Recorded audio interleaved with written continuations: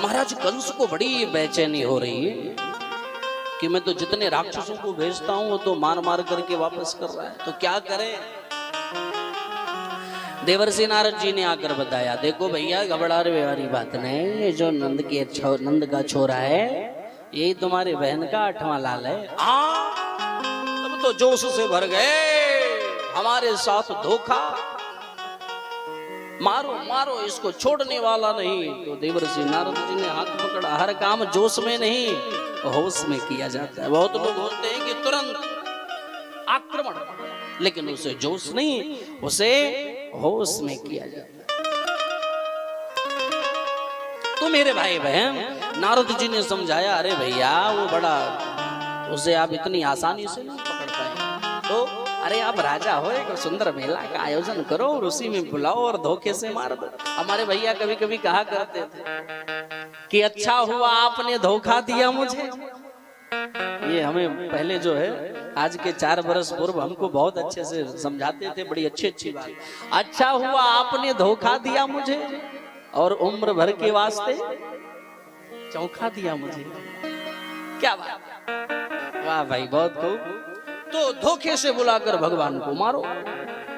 लेकिन देखिए, मैं तो जा रहा हूं, लेकिन आज नहीं, कल नहीं, बरसों में कंस की मौत देखना चाहिए, कृष्ण की मौत देखना चाहता हूं। ऐसा कह करके नारद जी चल पड़े। और वहां से चले तो गए कहां नारद जी? सीधा वृंदावन पहुंचे और वृंदावन भगवान ने स्वागत किया। आओ नारद जी, बड़े दिन बाद आना हुआ, क्या बात है? बोले बात कुछ नहीं सरकार, केवल रास ही रचाओगी, इन दुष्टों का संहार भी करोगी। बोले हम कौन होते हैं दुष्टों का संहार करने वाले? संहारक तो हमारे भोले बाबा हैं। क्यों भैया गौरी जी, संहारक तो हमारे भोले बाबा हैं, तो ये काम तो वही करेंगे। बोले नहीं नहीं महाराजा, आपको कुछ ना कुछ करना पड़ेगा। अच्छा हाँ।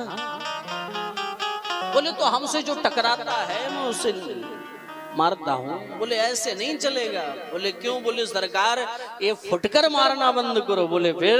बोले थोक में मारना चालू करो, इनकी जनसंख्या बहुत जबरदस्त है, तभी ये समाप्त होने वाले हैं। ध्यान देना फर्रुखाबाद वालों। तो भैया नारद जी वहां से चल पड़े, लेकिन चलते चलते भगवान से एक बात जरूर बोल दी कि देखो सरकार, मैं तो जा रहा हूं, लेकिन एक आग्रह कर रहा हूं कि आज नहीं, कल नहीं, लेकिन परसों में कंस की मौत देखना चाहता हूं। भगवान बोले नारद जी एक निवेदन मैं भी करूं। बोले क्या? बोले कि यही डेट आप कंस को दे के आए हो हमारे लिए, और कंस के लिए मुझे यही डेट दे रहे हो, क्या बात है? सोई चरणों में गिर पड़े। सरकार हम तो वही करते हैं जो आप करवाते हैं, और ये सत्य है। व्यक्ति कोई भी कुछ नहीं करता है, हम वही करते हैं जो हमारे ठाकुर जी हमसे करवाते हैं।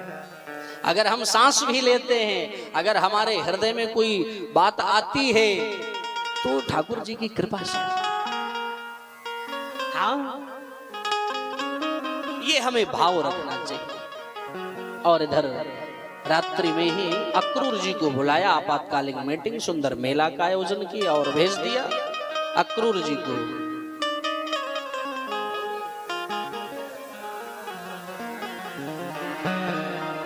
बड़े भाव के साथ अक्रूर जी को भेजा, जाओ कृष्ण बलराम को लेकर के आओ। अक्रूर जी महाराज चल पड़े। कैसे गए? रथ पर विराजमान हो गए और रथ पर बैठ करके चल पड़े। घर में आए और सुबह उसी रथ पर बैठ करके चले वृंदावन के लिए, मथुरा से। तो वृंदावन से, मथुरा से वृंदावन की दूरी कितनी है? अगर पैदल भी जाओ फर्रुखाबाद वालों तो कितनी देर में? गए नहीं गए आप लोग? हाँ या ना? गए हैं ना? तो कितना टाइम लगेगा बताओ? अगर आप पद यात्रा करें तो कितना टाइम लगेगा? ये विचारनीय बात, कितना टाइम लगेगा पैदल पद यात्रा? क्यों नितिन जी, आधा घंटा लगेगा? क्या बात है, आधा घंटा हमें पद यात्रा। और अगर आप घोड़े पर बैठ कर जाओ, बाइक से जाओ, 4 व्हीलर से जाओ, 2 व्हीलर से जाओ, घोड़े से जाओ, रथ से जाओ, बग्घी से जाओ, तो कितना टाइम लगेगा? 15 मिनट। तो भैया और अक्रूर जी महाराज चले, तो अक्रूर जी को थोड़ा सा टाइम नहीं लगा, सुबह के चले तब शाम को जाकर के पहुंचते।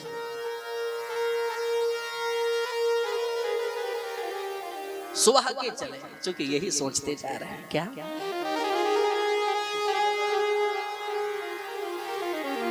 कि हमारा कन्हैया कैसा होगा, कैसा होगा कन्हैया। हमें लग रहा है क्योंकि मैंने कभी देखा नहीं है भगवान को, लेकिन ऐसा प्रतीत हो रहा है कि उसके सुंदर तोते के समान सुंदर नासिका होगी, विशाल मछली जैसे नेत्र होंगे और लाल लाल टमाटर की तरह गाल होंगे, बिंबा फल के समान धरोष्ट होंगे।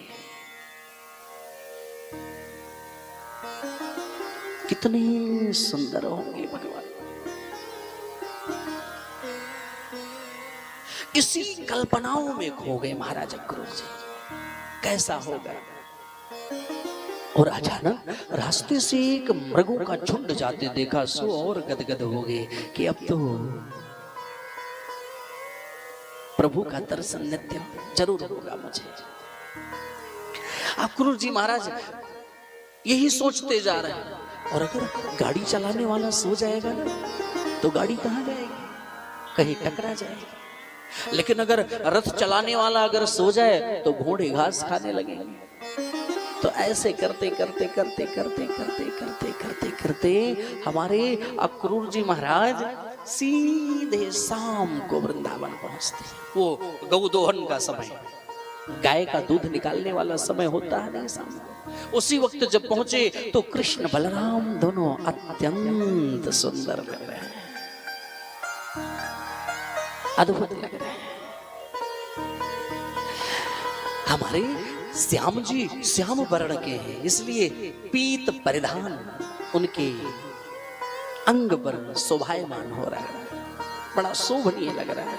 और दाऊ दादा गौर वर्ण के, तो नील परिधान,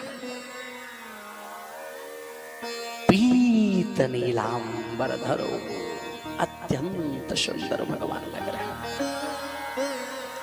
दौड़ करके गए और महाराज चरणों में साक्षात भूमि दंडवत प्रणाम किए, और जैसे प्रणाम किए दौड़ करके भगवान उठाए। अरे चाचा जी ये क्या कर रहे हैं आप? अरे ना ना ना ना ना।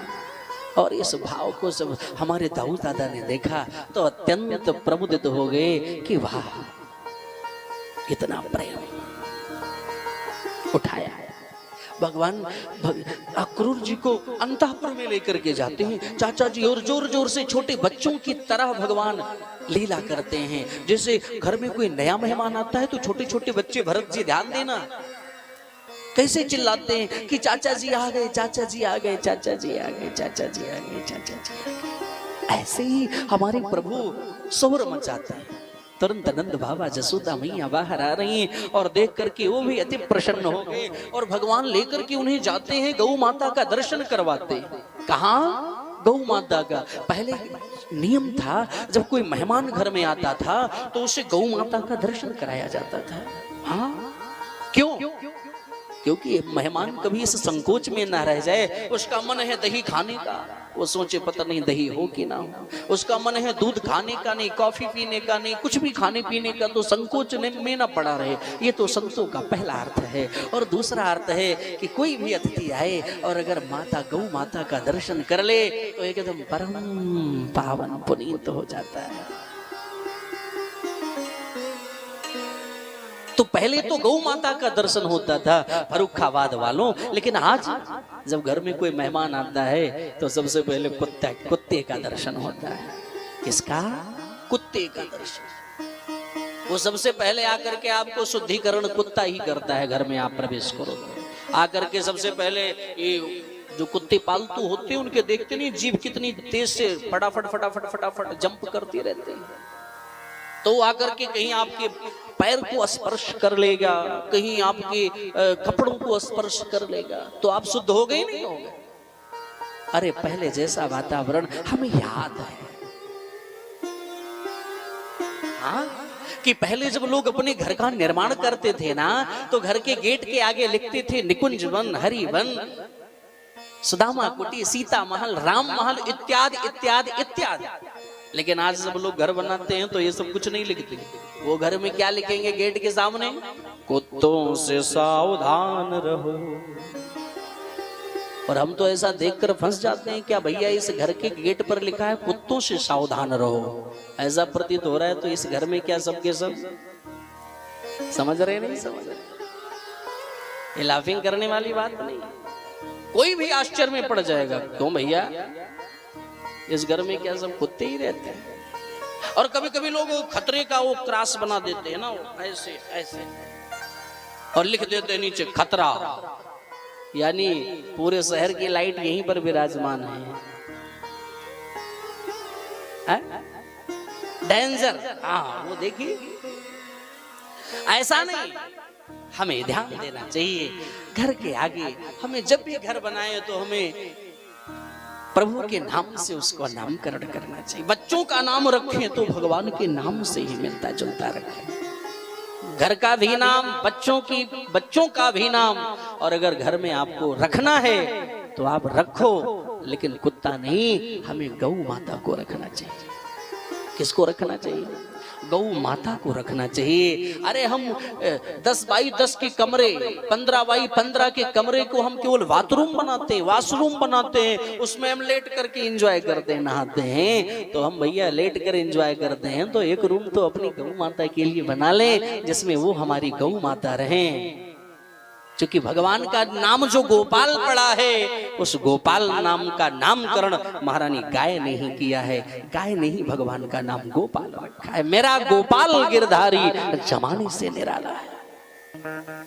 तो मेरे भाई बहन, हमें गाय की सेवा करना चाहिए। आजकल देखो, हम लोग नारे तो बहुत लगाते हैं, गौ माता की जय हो, गौ हत्या बंद हो, ऐसा करो वैसा करो, यहाँ जाओ वहां जाओ, ये करो वो करो। लेकिन अगर गाय पालने की बात आओ तो आप देखो कि बड़े बड़े लोगों के घर में गाय नहीं। हाँ, हमें अपने घर में गाय रखना चाहिए, गाय की सेवा करना चाहिए।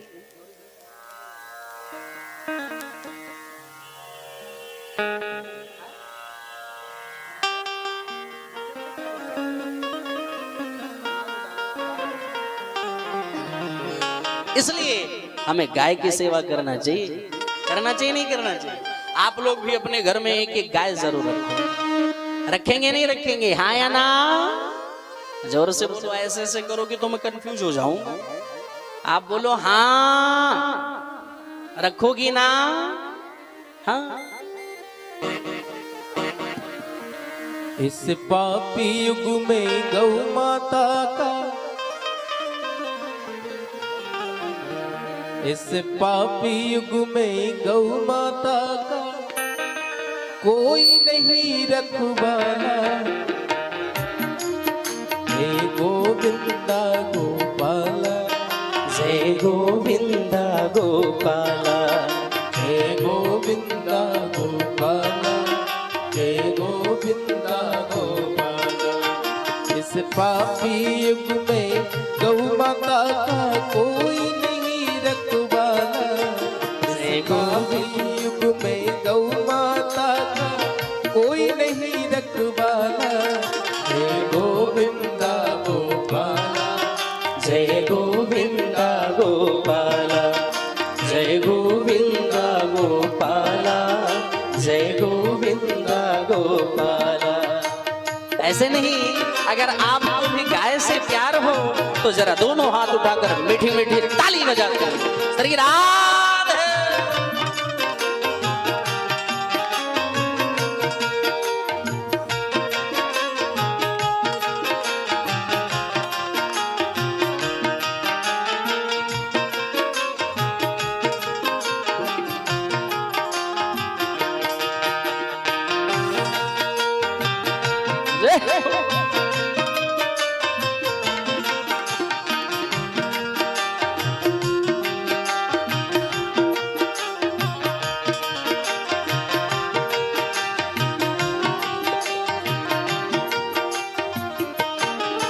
जो सबको दूध पिलाती है उसका उसका ही खून बहाया, जो सबको दूध पिलाती है उसका ही खून बहाया।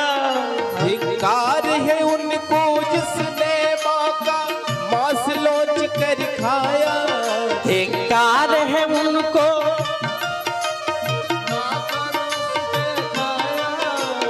मांस नोच कर खाया। जो सबको जीवन देती है अब उसका वध कर डाला। जय गोविंदा गोपाला, जय गोविंदा गोपाला, हे गोविंदा गोपाला, जय गोविंदा गोपाला, हे गोविंदा गोपाला, हे गोविंदा गोपाला।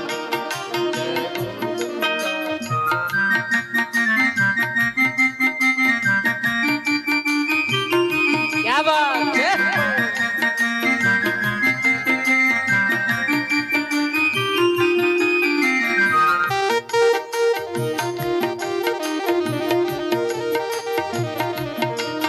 अब गली गली में फैल रहे गौ माता के हत्यारे, अब गली गली में फैल रहे गौ माता के हत्यारे। हे काना कान लगा कर सुन लो माता तुम्हें पुकारे। हे काना कान लगा कर सुन लो माता तुम्हें पुकारे, गौ माता तुम्हें पुकारे। अब आप बिना इस करुणासुर को कोई न सुनने वाला। हे गोविंदा गोपाला, हे गोविंदा गोपाला, हे गोविंदा गोपाला, जय गोविंदा गोपाला। इस पापी युग में गौ माता का कोई नहीं रखवाला। इस पापी युग में गौ माता का कोई नहीं रखवाला। हे गोविंदा गोपाला, हे गोविंदा गोपाला, जय गोविंदा गोपाला, जय गोविंदा गोपाला, जय गोविंदा गोपाला, जय गोविंदा गोपाला।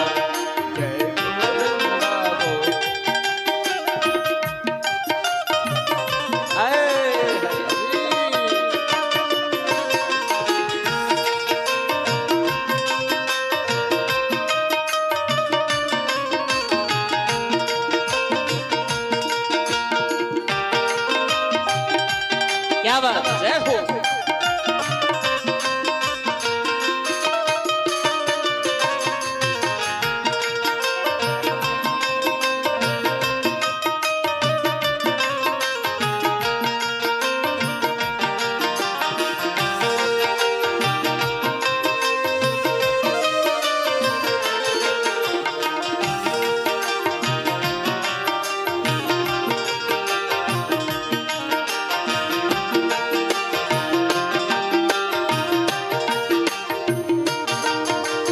नंद बाबा की आन तुम्हें सौगंध यशोदा माँ की है। नंद बाबा की आन सुनो, सौगंध यशोदा माँ की है। नंद बाबा की आन तुम्हें सौगंध यशोदा माँ की है। नंद बाबा की आन तुम्हें सौगंध यशोदा माँ की। अब ध्यान रखो फिर से धनु का तो सजे मनोहर झांकी। अब ध्यान रखो फिर से धनु का तो सजे मनोहर झांकी। मोहन सजे मनोहर झांकी। गौ हत्यारों का दमन करो या कर दो देश निकाला। हे गोविंदा गोपाला, जय गोविंदा गोपाला, जय गोविंदा गोपाला, जय गोविंदा गोपाला। तुमने गीता में वचन दिया उसको तो आज निभाओ।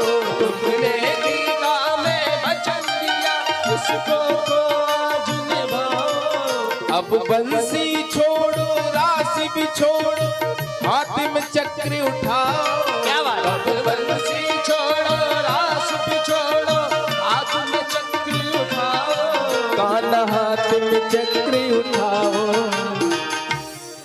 गौरी शंकर की अर्ज सुनो, प्रभु कर दो फिर उजियारा। क्या बात? हे गोविंदा गोपाला, हे गोविंदा गोपाला, हे गोविंदा गोपाला, हे गोविंदा गोपाला, हे गोविंदा गोपाला, हे गोविंदा गोपाला, हे गोविंदा गोपाला, हे गोविंदा गोपाला।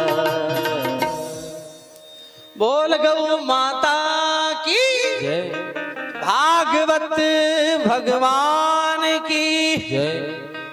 श्री सुखदेव जी महाराज की जय जय श्री राधे। इस प्रकार से भगवान गौ दर्शन करवाते हैं और गौ दर्शन करवाने के बाद नंद बाबा पूछते हैं कैसे आना हुआ भैया अक्रूर जी। तो बोले कुछ नहीं, एक मेला का आयोजन हुआ है और उसी के लिए आए हैं कि कृष्ण और बलराम को भी घुमा दें। बोले वाह बहुत सुंदर बहुत सुंदर, लेकिन भैया इसे मैं अकेले नहीं भेजने वाला। बोले क्यों? बड़ा उद्दंड है, न जाने किससे झगड़ा कर ले, लड़ जाए बढ़ जाए, इसलिए ये जाएगा तो हम भी जाएंगे इसके साथ। बहुत सुंदर बात। सारी तैयारियां हुई और भगवान जब भोजन प्रसाद से निवृत्त हुए और निवृत्त होने के बाद रात में प्रभु चरण दबाने गए। ए अब फरुखाबाद वालों, भक्त जितना सोच नहीं पाता है ठाकुर जी इतना उसके लिए करने के लिए तैयार है। हाँ, भक्तमाला में एक कथा आती है रांका और बांका की। किसकी? रांका और बांका की। पति पत्नी थे और ऐसे थे कि बड़े ही गरीब परिवार से थे, बड़े गरीब थे। सारा दिन लकड़ी चुनते थे और लकड़ी जितनी होती थी उसी को बेचते थे, उसी से सामग्री लाते थे, फिर भोजन बनाते थे और फिर भोग लगाते थे, फिर उसी को ग्रहण करते थे। तो हमारे महाराष्ट्र के कुछ संत हैं जो बड़े ही अद्भुत संत हुए है नहीं? श्री नामदेव जी महाराज, श्री ज्ञानदेव जी महाराज, श्री तुकाराम जी महाराज, श्री एक से एक संत हुए, एकनाथ जी महाराज। हाँ, तो उन्होंने निवेदन किया कि ये आपका भक्त है प्रभु, अरे इसे कुछ तो दो ताकि इसकी गाड़ी चल सके। तो भगवान कहते हैं तुकाराम जी मैं इसे देने के लिए तैयार हूं, ये लेने के लिए तैयार नहीं। हाँ, बोले हमारे सामने दे करके प्रभु दिखाओ तो मैं मानूं कि क्यों नहीं, कैसे नहीं लेता, लेगा कैसे? तो आज जंगल के भगवान गए, बोले चलो इसका हेल्प करते हैं। भगवान पहले ही गए और जंगल से सारी लकड़ियां तोड़ तोड़ करके एक तगड़ा इतनी लकड़ी करके बोझा बना के रख दिया। और जब पति पत्नी आए तो आपस में चर्चा कर रहे हैं राम राम। देखो अब कोई हमसे पहले ही आकर लकड़ी तोड़ के रख गया, अगर उसकी लकड़ी मैं उठा ले जाऊं तो ये अन्याय होगा। ना ना हम ऐसा नहीं करेंगे। अब आप बताओ, भगवान तुकाराम से कह रहे देख रहे हैं मैं तो बोझा दिया तैयार करके फिर भी नहीं ले रहे। बोले कुछ और करो प्रभु। आगे बढ़े तो आगे सोने की स्वर्ण मुद्राएं उठा करके, इतनी स्वर्ण मुद्राएं आगे बिछा दी। तो रांका जो थे ना वो आगे चल रहे थे, उनकी धर्मपत्नी पीछे चल रही थी। तो उन्होंने स्वर्ण मुद्राओं को देखा तो उनको लगा किसी का गिर गया होगा। और हमारी धर्मपत्नी जी पीछे होती है, क्योंकि पति से ज्यादा पत्नी लालची होती है। ये बात रहती नहीं, पंडित से ज्यादा पंडितानी चालाक होती है। पंडित जी तो कथा बांच देंगे 200-400 रुपए में, लेकिन पंडितानी पहले जवाब देती नहीं, खबरदार ये जाने बारे नहीं। आपके यहाँ जाते हैं तो आप इतना टाइम लगाते हो और दक्षिणा के नाम पर कुछ नहीं देते हो। हाँ, लेकिन क्या करें, उनका भी मैंने देखा बहुत जगह कि जब हमारे ब्राह्मण देवता जाते हैं कथा सुनाने के लिए, तो नहीं शादी करवाने जाते हैं तो लोग लाखों का गोला और तमाशा में बर्बाद कर देते हैं, सारी सौ में बर्बाद कर देते हैं। लेकिन जो ब्राह्मण शाम को 5 बजे आया है, बैठा है और सारी रात आपके बच्चे की शादी करवाएगा, इतने सुंदर सुंदर मधुर मधुर मंत्र का उच्चारण करके, उसके बाद जब सुबह तक आपके यहाँ बैठा रहेगा, पूरी रात्रि जागरण करेगा, फिर भी जब पैसे देने की बात आएगी तब 500 रुपए देंगे, और अगर वो 1100 रुपए ब्राह्मण मांग ले कि पूरी रात मैंने विवाह करवाया, मुझे 1100 रुपए दे दो। अरे आजकल तो पंडित बड़े लालची हो, ब्राह्मण के प्रति ऐसी ऐसी लोगों की निष्ठा हो गई है। और मैं निवेदन करता हूं ये भावनाएं आप जरूर निकालो अपने हृदय से, क्योंकि ब्राह्मण होता है। ब्राह्मण से मेरे प्यारे भी अत्यंत प्रेम करते थे, और अगर आप लालची बोलो तो अपराध उनको नहीं, अब तो आपको लगेगा। कुछ लोग होते हैं कि ब्राह्मण की बेइज्जती करके उनको बड़ा सुकून मिलता है, ये आप जरूर नोट कर लो, वो आज आपको सुकून मिल रहा है, लेकिन आपसे ज्यादा पापी कोई और नहीं कहलाता। जो ब्राह्मण को कुछ ऐसा कह दे, सबसे बड़ा पाप वही करता है। इसलिए हमें उनसे ऊंचे स्वर में बोलने से ही बचना चाहिए कि मैं क्या बोल रहा हूं, किससे बोल रहा हूं। ना ना, कदापि नहीं ऐसा बोलना चाहिए। तो मेरे भाई बहन, कहने का प्रयोजन हमारा यही है, हमें उनको दक्षिणा देना चाहिए इत्यादि इत्यादि से। तो महाराज पतिदेव जा रहे थे और उन्होंने स्वर्ण मुद्राओं को देखा, तो वो क्या किए जानते हो, अपने पैर से उठा करके मिट्टी उस पर उठा करके फेंके कि कहीं हमारी पत्नी की नजर न पड़ जाए उस स्वर्ण मुद्राओं। क्या किया, जोर से बोलो। अब चलते चलते पैरों से मिट्टी उठा करके उस स्वर्ण मुद्राओं पर फेंके कि ये ढक जाए और हमारे पत्नी की नजर इस पर ना पड़े, नहीं कहीं मन में लालच ना आ जाए। तो उनकी धर्म पत्नी जी पीछे से क्या बोल रही है जानते हो, क्या बोल रही है? ए मेरी माँ, मेरे भाई, वो पीछे से कह रही है, अरे प्रभु ये मिट्टी पर मिट्टी क्यों डाल रहे हो? क्या कहा, ये मिट्टी पर मिट्टी क्यों डाल रहे हो? पति देव ने कहा, वाह, अगर हम शेर हैं तो ये सवा शेर है। हम तो इसे स्वर्ण मुद्रा समझ रहे थे, लेकिन ये तो डायरेक्ट मिट्टी बोल रही है। धन्य है आप, धन्य। भगवान कहे, अब बताइए इनको हम कैसे कैसे दें, क्या करें? तो ऐसे भी भक्ति होती है मेरे भाई बहन, ऐसे भी भक्त होते हैं। तो चरण दबा रहे हैं, अब ऐसे के पीछे भगवान पड़ जाएंगे, नहीं पड़ जाएंगे? हर समय ठाकुर जी साथ रहते हैं। मैं अगर मांगू जो तुमसे, मुझको तुम देना न कुछ,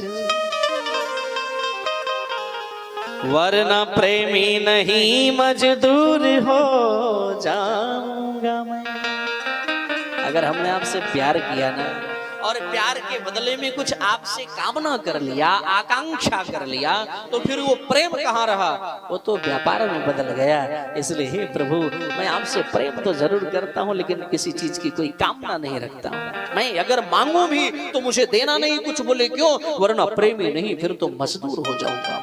राधे राधे बोलना पड़ेगा, ऐसे नहीं जोर से बोलना पड़ेगा।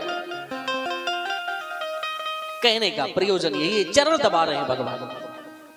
तो बोले, भगवान एक प्रश्न पूछे कि हमारे मथुरा के यदुवंशी कैसे हैं? तो महाराज अक्रूर जी कुछ नहीं बोले। भगवान समझ गए मैंने प्रश्न ही गलत कर दिया, हमें पूछना नहीं चाहिए, क्योंकि जब तक ये कंस रूपी कैंसर पैदा हो गया है तो लोग सुरक्षित कैसे रहेंगे? अक्रूर जी बोले, बस कन्हैया, ऐसे ही कैंसर के इलाज के लिए तो आपसे बड़ा डॉक्टर कोई मुझे परफेक्ट दिखाई नहीं पड़ा। मैंने बड़े बड़े बड़े बड़े बड़े बड़े बड़े डॉक्टरों को देखा, लेकिन कोई नहीं दिखाई पड़ा। और आज आपको देख रहा हूँ, ऐसा लग रहा है इस कैंसर रूपी कैंसर का इलाज आपसे बेटर क्वालिटी का कोई और नहीं कर सकता। सारा षड्यंत्र सुनाया अक्रूर जी, और सुनाने के बाद भगवान ने कहा ये बातें घर में मत कहना, नहीं निकलना मुश्किल हो जाएगा। सारी बातें सुनाई, और ये चर्चा जब गोपांगनाओं तक पहुंची, ये बातें जब गोपियों के लिए पहुंची,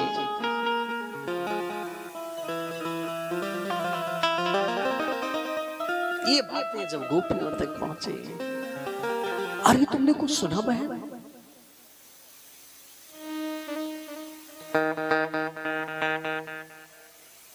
तुमने कुछ सुना क्या? अरे वही कल कन्हैया जाने वाले हैं वृंदावन से मथुरा। हाँ? ये तुम क्या बोल रही हो? सारी गोपियां रात में ही इकट्ठा हो गई कि नहीं नहीं, एक कह रही मैं जाने नहीं दूंगी भगवान को। बोली तो क्या करेगी तुम नहीं जाने देगी? वो तो जा रहे हैं ना, कैसे रोकेंगे उनको? बोले नहीं नहीं, मैं जाने नहीं दूंगी, मैं रथ के आगे लेट जाऊंगी। एक कह रही है कि हमारे लिए तो ये अक्रूर ही आया है ना, ये आता नहीं कन्हैया कहीं जाते। इसका नाम अक्रूर नहीं क्रूर होना चाहिए। एक कह रही है विधाता क्या तुम्हारे मन में प्रेम नहीं है? अहो हो विधातस्तवना क्वचित् दया संयोज मैत्र्या प्रणयेन देहिना तांश्चाग्रतार्थान् विवनंश पार्थकम् विक्रीडितं तैर्भगचेष्टितं यथा। ए विधाता, तुम्हारे मन में करुणा नहीं है, तुम तो वैसा ही बर्ताव हमारे साथ कर रहे हो जैसे छोटे छोटे बच्चे होते हैं ना, और मिट्टी के खिलौने बनाते हैं। जब तक मन किया खेले, और जब मैया ने आवाज लगाई बेटा आ जाओ, तो एक एक पादप प्रहार करके उसे हाथ झड़कार करके और घर आ गए। तैर्भगचेष्टितं यथा, ये बचकाना। पहले तो जीव में प्रेम जागृत करते हो, एक दूसरे के प्रति आकर्षित करते हो, और मिलन के पहले ही उनका बिछोह करवा देते हो। ऐसा ना करो प्रभु, ऐसा ना करो, ऐसा ना करो। बड़े भाव से गोपियां कह रही। एक कह रही मैं रथ के आगे लेट जाऊंगी। बोली तो हमारी बदनामी हो जाएगी। तो दूसरी कहती है अरे ये बताओ, हमारे प्राण वल्लभ तो कृष्ण और बलराम ही है ना, जब वही मेरे प्राण ही मेरे शरीर से निकल जाएंगे तो ये बदनामी और नेक नामी लेकर मुझे क्या करना है? नहीं नहीं, मैं जाने नहीं दूंगी, मैं हर किसी नहीं जाने दूंगी भगवान को। बड़े श्रद्धा भाव से गोपियां आपस में चर्चा करती, मैं जाने नहीं दोगे।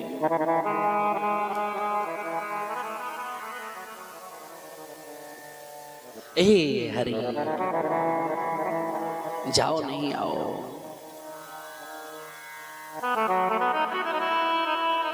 मत जाओ आओ। बहुत गोपियां कहती हैं। धीरे धीरे सुबह हुआ, सभी लोग चल पड़े, और जब सभी लोग चलने लगे तो नंद बाबा ने कहा चलो कन्हैया। बोले बाबा जी आप चलो, मैं आ रहा हूँ। सब ग्वाल बाल चल पड़े। बैलगाड़ी पर बैठकर भगवान जब चलने लगे तो गोपांगनाओं ने घेर लिया रथ को। भगवान जैसे तैसे समझाए कि आज जाऊंगा, कल मेला देखूंगा और परसों लौट कर आ जाऊंगा। राधा रानी को ये वचन बड़ा प्यारा लगे। बोले ठीक है जाओ। लेकिन जब चलने लगे तो यशोदा मैया जोर जोर से रोने लगी। कहती हैं लाला मैंने तुमसे कभी प्रेम नहीं किया। भगवान मैया को समझाते हैं मैया घबराओ नहीं, मैं आज जाऊंगा, कल मेला देखूंगा, परसों आ जाऊंगा। सब जोर जोर से रो रहे हैं। भगवान रथ पर विराजमान हुए और अक्रूर जी बड़े वेग के साथ रथ को दौड़ाए और चल पड़े। ये भाव जब अक्रूर जी ने देखा तो उन्होंने सोचा कहीं ऐसा इनका अनहित हो जाएगा तो मैं क्या जवाब दूंगा इन लोगों को। तो सुंदर जल आया यमुना का। अक्रूर जी ने कहा लाला नहा ले। बोले अवश्य चाचा जी नहा लो। बोले आप भी नहाओ। बोले नहीं मुझे तो पानी से बड़ा डर लगता है। अरे नहीं नहीं नहा लो। नहीं नहाए। अक्रूर जी नहाने के लिए गए, और जब नहाने के लिए गए तो कृष्ण बलराम दोनों को यमुना जी के जल में देख रहे हैं। अरे ये क्या हुआ भाई? ये तो कह रहे थे पानी से बड़ा डर लग रहा है। और रथ की ओर जब देख रहे हैं तो भी भगवान दिखाई पड़ रहे हैं। फिर बड़े सुंदर भाव के साथ भगवान ने अपने विराट स्वरूप का दर्शन कराया। सुंदर रूप का दर्शन। बोल विराट भगवान की।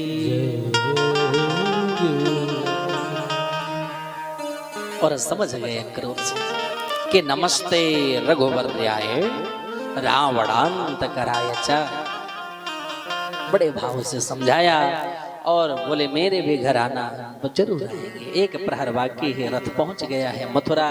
बाबा ने कहा बड़ा देर कर दी। बोले बिल्कुल देर ना करी, चाचा जी यमुना में स्नान करने में घंटों देर लगाए। बोले ठीक है आराम करो, कल मेला देखने चलेंगे। बोले एक प्रहर बाकी है, कुछ आज देख लें कुछ कल देखेंगे। बोले मैं तो नहीं भेजने वाला, बल कोई बाबा कुंजी लेकर के चले हुए बाल बालाओं को साथ में लेकर के, तो पूरी पूतना को मारने कितना सुंदर है, कितना यही मांग यही मांग यही मांग। भगवान चलते, भगवान उसको मारते, जग रूप में भगवान सबको देखते हैं। और एक जब भगवान को देखते हैं तो एक बड़ा मल्ल पहलवान है जिसका नाम है चाणूर। वो भगवान को निमंत्रित कर रहा है, कृष्ण आओ हमसे युद्ध करो और महाराज को प्रसन्न करो। भगवान ने कहा शर्म है कि बेच दिया तुमने? अरे हम इतने छोटे बालक हैं, हमसे लड़ाई कर रहे हो। बोले तुम बालक नहीं हो, न बालो ना किशोरस तुम बलस्व बलिनाम बरा। तुम बलवानों के भी बलवान हो, बलस्व बलिनाम बरा। आओ युद्ध करो। भगवान ने कुछ ज्यादा श्रद्धा देखी तो छलांग लगा दी, आओ भाई। और इधर चाणूर से भगवान और मुष्टिकासुर से बलराम, अद्भुत युद्ध छिड़ गया।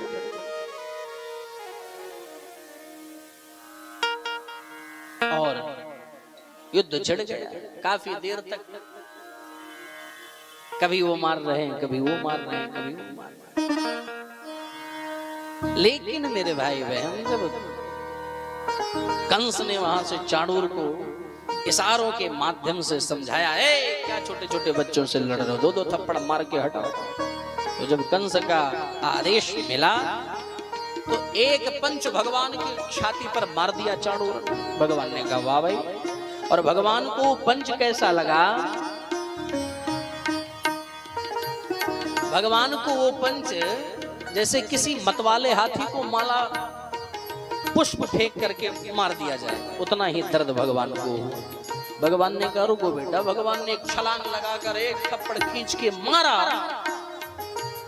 जो सर ही अलग हो गया शरीर से, और चारों खाना चित्त धूल चाट करके चकनाचूर हो गए। बलराम जी ने देखा हमारे कन्हैया ने तो काम तमाम किया, हम काहे को पीछे रहे। मुष्टिकासुर और जब मुष्टिक प्रहार किया तो मुष्टिकासुर भी गोविंदाय नमो नमः। दो और आए, उनको भी तमाम किया, और दो आए उनको भी समझाया। भगवान से कहते हैं दाऊ दादा अब लेट मत करो, तुरंत वहां पहुंचो। भगवान ने मारी छलांग, कंस के पास पहुंच गए, बाल पकड़ लिए, जाते किधर हुआ।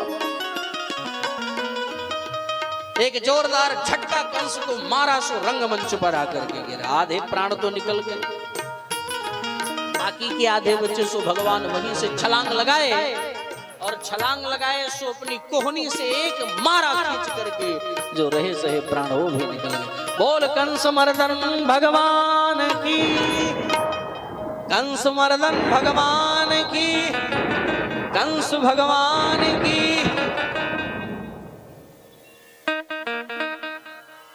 यहाँ दोनों पक्ष के लोग हैं भैया फर्रुखाबाद में। कंस मर्दन भगवान की तब भी जय और कंस भगवान की तब भी जय। कौन कौन पार्टी के हैं कृष्ण के और कौन कौन पार्टी हैं कंस के? जरा हाथ उठाएं अपना। नहीं उठा रहे हैं, देखो बड़े चतुर हैं लोग, अभी अभी बोले हैं।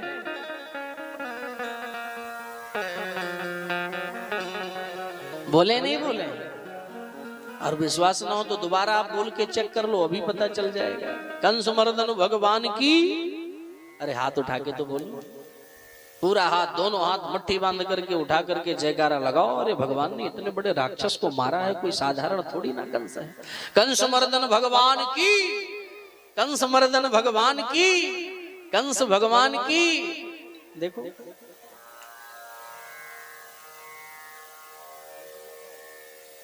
तो भैया कहने का प्रयोजन यही है, कंस मर गया कंस